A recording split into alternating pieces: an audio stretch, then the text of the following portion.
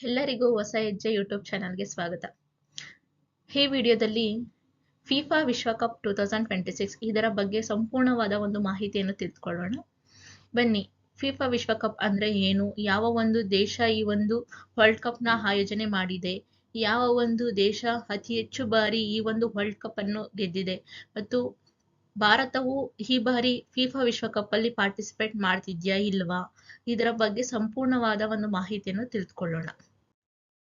ನೋಡಿ, ಫಿಫಾ ಎಂದರೆ federation international D football association.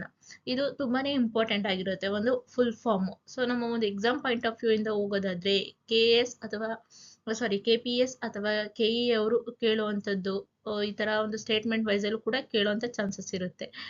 ಇದು ಒಂದು ವಿಶ್ವ ಫುಟ್ಬಾಲ್ನ ಆಡಳಿತ ಒಂದು ಮಂಡಳಿಯಾಗಿದ್ದು 1904ರಲ್ಲಿ ಸ್ಥಾಪನೆಯಾಗಿರುತ್ತೆ. ಇದರ ಒಂದು ಮುಖ್ಯ ಕಚೇರಿ ಬಂದು ಸ್ವಿಟ್ಜರ್ಲೆಂಡ್ ಆಗಿರುತ್ತೆ. ನೀವು ನೋಡ್ತಾ ಇರಬಹುದು, ನೋಡಿ ಇಲ್ಲಿ ಒಂದು ಮುಖ್ಯ ಕಚೇರಿ ಬಂದು ಸ್ವಿಟ್ಜರ್ಲೆಂಡ್ ನ ಝೂರಿಕ್ ನಲ್ಲಿದೆ. ಸೊ ನಂತರ ಫಿಫಾ ವಿಶ್ವಕಪ್ ಯಾವಾಗ ಒಂದು ಆರಂಭ ಆಯಿತು ಮತ್ತೆ ಯಾವ ಒಂದು ದೇಶ ಮೊದಲ ಬಾರಿಗೆ ಈ ಒಂದು ವರ್ಲ್ಡ್ ಕಪ್ ನ ಗೆದ್ಕೊಂತು ಅನ್ನೋದನ್ನ ಇದರಲ್ಲಿ ನೋಡೋಣ. ನೋಡಿ, ಫಿಫಾ ವಿಶ್ವಕಪ್ 2013ನಲ್ಲಿ ಫಸ್ಟ್ ಸ್ಟಾರ್ಟ್ ಆಗುತ್ತೆ. ಸೊ ಎಲ್ಲಿ ಅಂದ್ರೆ ಉರುಗ್ವೇನಲ್ಲಿ ಸ್ಟಾರ್ಟ್ ಆಗುತ್ತೆ. ಸೊ ಆ ಒಂದು ಟೂರ್ನಿಯಲ್ಲಿ ಕೇವಲ 13 ರಾಷ್ಟ್ರಗಳು ಮಾತ್ರ ಪಾರ್ಟಿಸಿಪೇಟ್ ಮಾಡಿರುತ್ತೆ. ಆದ್ರೆ ಎಲ್ಲಿ ನಡೆಯಿತು ಅಂತಂದ್ರೆ ಫಸ್ಟ್ ಉರುಗ್ವೇನಲ್ಲೇ ನಡೆಯುತ್ತೆ. ಅದೇ ಉರುಗ್ವೆ ಅವರೇ ಕೂಡ ಫಸ್ಟ್ ವಿಶ್ವಕಪ್ ಚಾಂಪಿಯನ್ ಅಂತ ಹೊರಹೊಮ್ತಾರೆ.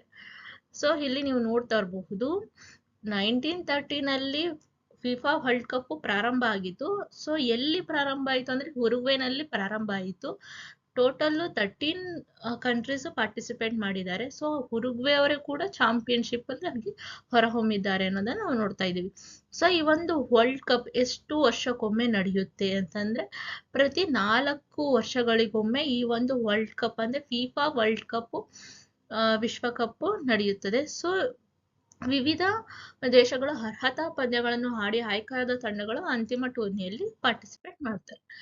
ಸೊ ಅತಿ ಹೆಚ್ಚು ಬಾರಿ ಯಾವ ಒಂದು ದೇಶ ಈ ಒಂದು ಫಿಫಾ ವರ್ಲ್ಡ್ ಕಪ್ ನ ಗೆದ್ಕೊಂಡಿದೆ ಅಂತಂದ್ರೆ ನೀವು ನೋಡ್ತಾ ಇರ್ಬೋದು, ಬ್ರೆಜಿಲ್ ಅನ್ನೋ ಒಂದು ದೇಶ ಅತಿ ಹೆಚ್ಚು ಬಾರಿ ಈ ಒಂದು ವರ್ಲ್ಡ್ ಕಪ್ ನ ಗೆದ್ಕೊಂಡಿದೆ. ಎಷ್ಟು ಬಾರಿ ಗೆದ್ದಿದೆ ಅಂದ್ರೆ 5 ಬಾರಿ ಈ ಒಂದು ವರ್ಲ್ಡ್ ಕಪ್ ನ ಗೆದ್ದಿದೆ. ಸೊ ಅದಾದ ನಂತರ ಜರ್ಮನಿ, ಇಟಲಿ ಕೂಡ 4 ಬಾರಿ ಗೆದ್ದಿದೆ. ಅರ್ಜೆಂಟೈನಾ 3 ಬಾರಿ ಗೆದ್ದಿದೆ. ಮತ್ತೆ ಫ್ರಾನ್ಸ್ ಮತ್ತೆ ಉರುಗ್ವೆ ತಲಾ 2 ಬಾರಿ ಗೆದ್ದಿದೆ. ಸೊ ನಂತರ ಇಂಗ್ಲೆಂಡ್ ಮತ್ತೆ ಸ್ಪೇನ್ ತಲಾ 1 ಬಾರಿ ಗೆದ್ದಿದೆ. ಈ ರೀತಿ ನಾವು ಮಾಹಿತಿನ ತಿಳ್ಕೊಬೇಕಾಗಿರುತ್ತೆ. ಸೊ ನಂತರ ನೋಡಿದ್ರೆ ಇದರ ಒಂದು 2026 ಒಂದು ವಿಶೇಷತೆ ಏನಿದೆ ಅಂತಂದ್ರೆ ಇದೇ ಮೊದಲ ಬಾರಿಗೆ 3 ದೇಶಗಳು ಈ ಒಂದು ವರ್ಲ್ಡ್ ಕಪ್ ನ ಆಯೋಜನೆ ಮಾಡ್ತಿದೆ. ಯಾವ ದೇಶಗಳು ಅಂದ್ರೆ ಫಸ್ಟ್ ಅಮೆರಿಕ, ಕೆನಡಾ ಮತ್ತೆ ಮೆಕ್ಸಿಕೋ, ಈ 3 ದೇಶಗಳು ಜೊತೆಗೂಡಿ ಈ ಒಂದು 2026 ಫಿಫಾ ವರ್ಲ್ಡ್ ಕಪ್ ಟೂರ್ನಮೆಂಟ್ ನ ಆಯೋಜನೆ ಮಾಡ್ತಿದೆ.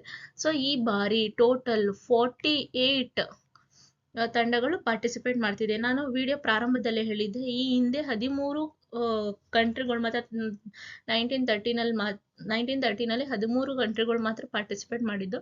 ಬಟ್ ಈ ಬಾರಿ ಅಂದ್ರೆ 2026 ಅಲ್ಲಿ 48 ಟೀಮ್ಸ್ಗಳು ಪಾರ್ಟಿಸಿಪೇಟ್ ಮಾಡ್ತಿದ್ದಾರೆ. ಸೊ ಈ ಒಂದು ಫಿಫಾ ವರ್ಲ್ಡ್ ಕಪ್ ನ ವಿಶೇಷತೆ ಏನು ಅಂತಂದ್ರೆ ಇದು ಸುಮಾರು 6.1 ಕಿಲೋಗ್ರಾಮ್ ಇರುತ್ತೆ ಈ ಒಂದು ಟ್ರೋಫಿ. ಮತ್ತೆ 18 ಕ್ಯಾರೆಟ್ ಚಿನ್ನದಿಂದ ತಯಾರಿಸಲಾಗಿರುತ್ತದೆ. ಸೊ 100 ದೇಶಗಳಲ್ಲಿ ಕೋಟ್ಯಾಂತರ ಜನರು ಈ ಒಂದು ಫಿಫಾ ವಿಶ್ವಕಪ್ ಪಂದ್ಯಗಳನ್ನು ವೀಕ್ಷಿಸುತ್ತಾರೆ. ಮತ್ತೆ ಈ ಒಂದು ಫುಟ್ಬಾಲ್ ವಿಶ್ವದ ಅತ್ಯಂತ ಜನಪ್ರಿಯ ಕ್ರೀಡೆಯಾಗೂ ಕೂಡ ಹೊರಹೊಮ್ಮಿದೆ ಅಂತಾನೆ ಹೇಳ್ಬೋದು.